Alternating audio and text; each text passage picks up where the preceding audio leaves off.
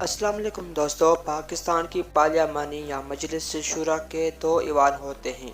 एक है ईवान बाला जिसे हम सेनेट कहते हैं और ईवान ज़ेरीन जिसे हम नेशनल असेंबली कहते हैं। पाकिस्तान में दो किस्म के इंतखाब होते हैं। ईवान ज़ेरीन यानी कौमी असेंबली के लिए आम इंतखाबात होते हैं जिसे हर बालिग शख्स बराह रास्त अपने वोटों से मुंतखब करता है, जबकि सेनेट के इंतखाबात मुख्तलिफ होते हैं। सेनेट यानी ऐवान बाला क्यों बनाया गया, उसके इंतखाबात कब और कैसे होते हैं, हमारी वीडियो सेनेट के मुतालिक है। जी दोस्तों, सेनेट के इंतखाबात आम इंतखाबात से बहुत मुख्तलिफ होते हैं। सेनेट अरकान का इंतखाब अवाम नहीं करती बल्कि अवाम के वोटों से कौमी असेंबली में पहुंचने वाले MPs और MNs करते हैं। और कौमी असेंबली और सेनेट में यह भी फ़र्क है कि कौमी असेंबली अपनी मुद्दत के इख्तिताम पर आम इंतखाबात से पहले तहलील हो जाती है और एक निगरान हुकूमत उसकी जगह ले लेती है, जबकि सेनेट में ऐसा नहीं होता। सेनेट कभी तहलील नहीं होती। कौमी असेंबली के अरकान 5 साल के लिए मुंतखब होते हैं, जबकि सेनेट के अरकान 6 साल के लिए मुंतखब होते हैं।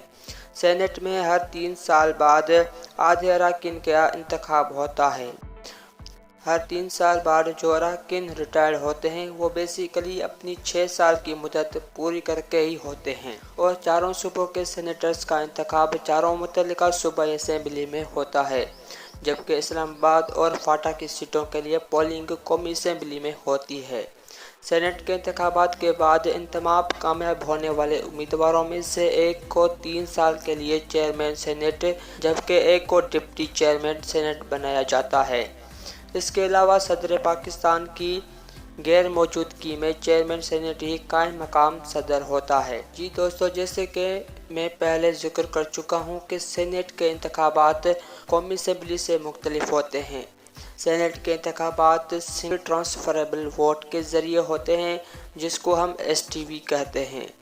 जो सिंगल ट्रांसफरेबल वोट का तरीका है ये मशहूर बरतानवी रियासतदान थॉमस राइट हिल ने 1819 में दरियाफ्त किया था। सिंगल ट्रांसफरेबल वोट का क्या प्रोसेस है, ज़रा इसको समझते हैं।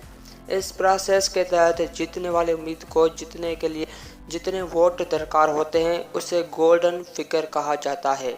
अगर एक उम्मीदवार गोल्डन फिगर से ज़्यादा वोट अचीव कर लेता है तो उसके जो एक्स्ट्रा वोट होते हैं उसके बाद आने वाले दूसरे, तीसरे या चौथे वाले को ट्रांसफ़र कर दिए जाते हैं। उसको सिंगल ट्रांसफरेबल वोट कहा जाता है।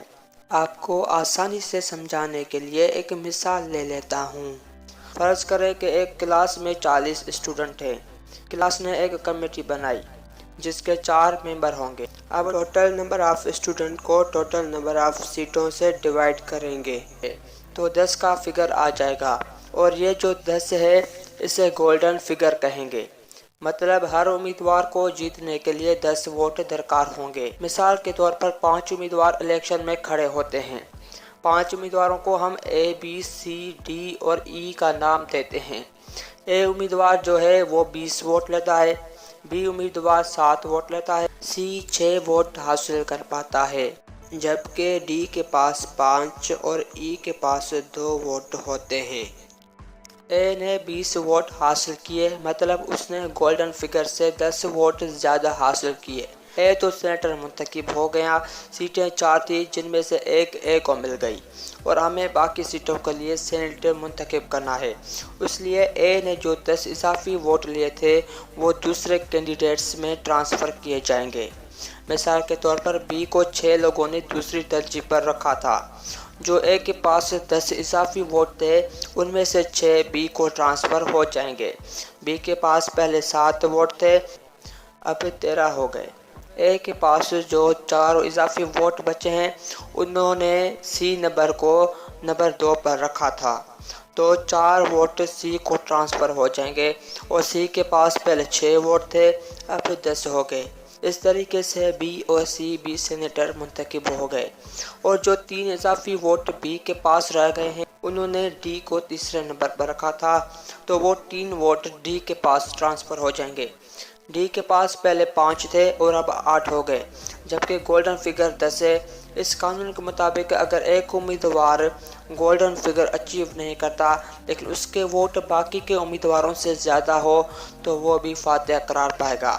اس انتخابات میں 10 اضافی ووٹ باقی ممبرز میں ٹرانسفر ہو گئے، مطلب ان کے اضافی ووٹ دوسری، تیسری اور چوتھی ترجیح والے امیدوار کو ٹرانسفر کیے گئے۔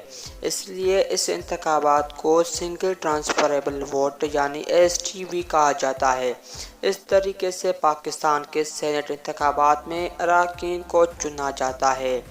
دوستو ویڈیو اچھی لگی ہو تو ویڈیو کو لائک اور چینل کو سبسکرائب کر دیں۔ ملتے ہیں انشاءاللہ نیکسٹ ویڈیو میں، تب تک کے لیے اللہ حافظ۔